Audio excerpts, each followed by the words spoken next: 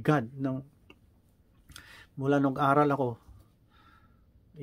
karaniwang tao lang naman yung tatay ko, nanay, ganyan, negosyante konti. Baryo lang. Tapos, pinaaral kami dito sa baryo, doon sa town, tapos doon sa city, sa kabilang town. So, di namin alam eh. So, grasya lahat ng Panginoon yun, nagbigay silang kakayahan para makapag-aral kami. Nagkagulo sa Mindanao, sabi ng parents, dito na lang siguro mo sa Cebu, kay taga-diha man sila sa Cebu, akong tatay. Dito na lang mo, kay kung mamatay Midres Mindanao, buhi mo diha sa Cebu, bahala na kay basta buhi mo diha. So, we were sent to Cebu to have our formal your college degree. Yun, napunta ako ng malapit sa boarding house. Ang landlady sabi niya, may school dyan, oh. Kasi ayaw ko mag-commerce eh. Ayaw ko rin ng engineering. Yung kapatid ko, commerce doon sa San Carlos University. At saka pharmacy yung ang ate ko. Tatlo kami. Ako, wala pang school. Sabi niya, dyan sa Veles, oh. Nung tiningnan ko, ganyan. Medtech. Ito, parang okay to ah. Ayaw ko rin ng nursing.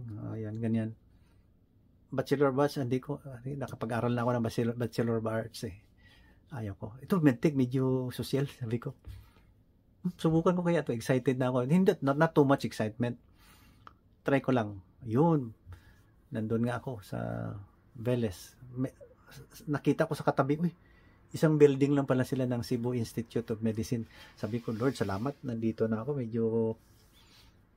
Medyo okay na. Hindi na ako maghanap-hanap pa na ibang guidance counselor kung ano pang bagay sa akin. No? Salamat na may pera naman kami buwan-buwan na pinapadala ng parents. Yun nga, nag-aral lang. Oh. Kasi nung high school ako, mga 3 to 4 years before my graduation sa high school, may konti naman kami negosyo. Nagtatraktor ako, nagdadrive ako ng traktor doon from Barrio 5 ng Banga, pumunta sa Barrio 10 ng Surala. Mainit masyado yung farmer. Nagtatraktor ako para ayaw ko na magtraktor kasi mainit. Si Kula yung driver ng traktor eh. Excited kasi ako na mag-farming sana. Gaya ng tatay ko. Sabi ko, ayaw ko na, mainit masyado. Masakit sa ulo. Oh, ayaw ko mainit. Mayroon akong mga intolerance sa cold. Intolerance din ako sa hot. Ayun. Sabi ko, mag-aral na lang. Buti naman nakapagtapos. Hanggat trabaho. Hanggat yun, mag-aral pa lang mahirap eh. Pasalamat din sa Panginoon, parang milagro na pumasa ka rin. Lalo sa board exam, pumasa hanggat nako, another gift of God yung nakapag-training na naman ako. Ang galing ng Panginoon. Galing sa inuman. No?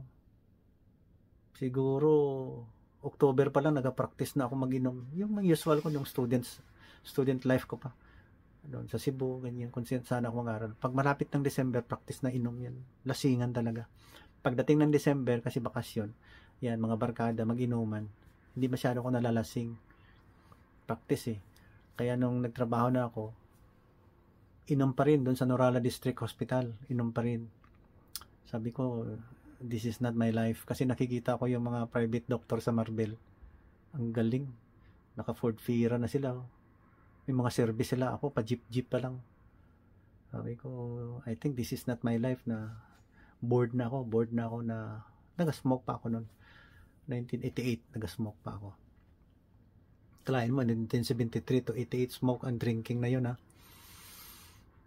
Pagdating sa Norala, palaging inom. Sabi ko, I don't know if I can last this kind. Sabi ko, pwede ko mag-municipal health officer. Parang wala pa namang chance kasi resident physician ako sa district hospital. Tapos nandun na ang wife ko sa Marbel, sa provincial hospital. Nung lumipat ako doon, first day pa lang, pumunta ako sa chief of hospital, ni Dr. Sandig. Sabi niya, Doc, open yung anesthesia, baka gusto mo. Sabi ko, no choice, kahit na nung nandyan. Sige, samahan kita sa operating room. Diba, siyempre, ganun. Excite konti, ganyan. Hanggat nandun na kami sa operating room. Ito si Dr. Maga, no, sa anesthesia din siya. Dami-dami dun. Nandun si Daday Trio, si Jerty Pingoy, nag-oopera sila. Rafiles, nandun si Dr. Ong, daming doktor dun, mga Albanyo. Sa anesthesia. Maya-maya dumating si Dr. Cañada galing Cebuano. Yabay, diri na lang ka sa anesthesia bay kay daghang mayo ning anesthesia ka kitara gamay rata sa surgeon. Kaya yung panguta naman ko ni Dr. Cañada, yung sabi gusto nimo, ingon ako, surgery unta. Nya ayaw diha, daghan ang mayong laki. Ha? Daghan na kay mayong laki di surgery bay, ayaw. So pag anesthesia na ako, naku, hirap pala. Yan. Pero dumating si Dr. Jerty Pingoy, sabi niya, "But mayroon ako ibigay sa iyo ha, nandun sa bag ko." Naku, libro, paano mag-intubate. Sa Miller book. Yan. I met Dr. Miller after 20 years yata, 25, in person. Yung sumulat ng Miller book ng anesthesia. Ang galing sa Miller, pinasirox pala ni Dr. Binabasa niya, ni Dr. Jerty Pingoy. Peace be upon him. Binigay sa akin, binasa ko, minamaster ko. Babasa ko ng libro. Mula noon, nang tinuro ni Dr. Jerty Pingoy hanggat nag-training talaga ako ng formal sa Davao Medical Center, hindi ako nahirapang mag-intubate ng pasyente. No fear. No apprehension. Ang galing ng technique.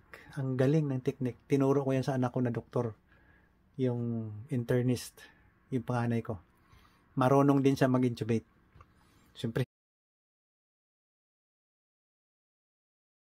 Yan. So, hirap. Fear.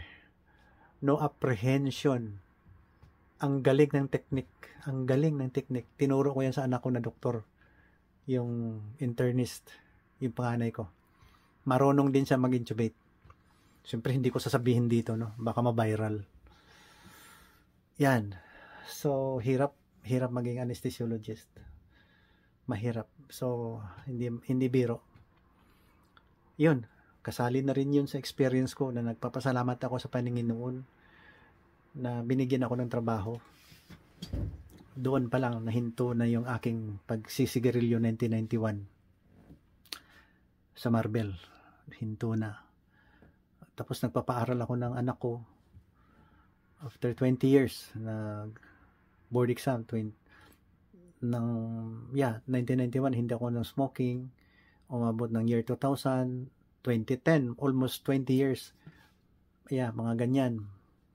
Yung anak ko na 1988 na pinanganak, pumasa ng nursing board exam 2010, July 2010, pumasa. July 10, 2010, pumasa si Badet ng nursing board exam. Sa Lord, salamat. Lagi ko ba? Kailakol kay ka. Kabugoy na ako, kabuang na kong tao. Mga anak na akong ginahatagan og maayong pangabuhi ba, kurso. Ang magulang ato, nurse na po, Dr. Jam, yung ate niya, nurse sa CPO. At naging doktor na, nandiyon sa Sarangani. Yung panganay, siyempre doktor din. Yung bunso ko, Radtech, puro sa hospital lahat. Kako Lord, salamat. Nung pumasa si Badet, hindi na ako mag-inom. Hininto ko yung inom. 2010 hanggang ngayon, ni kutsara, hindi ko natikman. Ni isang kutsara, hindi ko natikman. Beer, hindi na ako uminom. Wala na. Oo. Hindi na ako uminom ng alak. Yun. Because of my gratefulness to God, He made it possible for me to get through the test of time. Yung mga psychological, may mga childhood trials tayo at nalampasan lahat yun. Salamat Lord.